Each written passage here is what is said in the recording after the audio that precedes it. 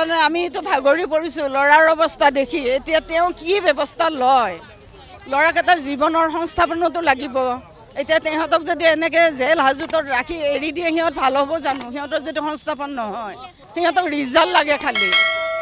এটা ল'ৰাই বাৰ বাৰ ৰিটাৰ্ণ দি আছে, ৰানিং দি আছে। এতিয়া এটাৰ যদি সিহঁতে ৰিজাল্ট পাই যায়, কোনোবাটো যদি পাইছে চাকৰি সেইটোৱে ৰিটাৰ্ণ দিব, আগবাঢ়ি নাযাব। আমি মুখ্যমন্ত্ৰীলৈ এটাই অনুৰোধ, যিহেতু আপোনাৰে ল'ৰা, গোটেইখিনি অসমীয়া ল'ৰা, গতিকে আপুনি তেওঁলোকক মাফ কৰি দিয়ে যেন। কাৰণ তেওঁলোকে আচলতে মোৰ ভতিজা ল'ৰাটি 18 বাৰ ইণ্টাৰভিউ দিছে, 18 বাৰ ইণ্টাৰভিউ দি 2 বাৰ নে কিহত তেওঁ ৰিটেনত ফাঁচি গৈছে, মানে ৰিজাল্ট নিদিয়ে। গতিকে তেওঁলোক ভাগৰুৱা হৈ পৰিছে।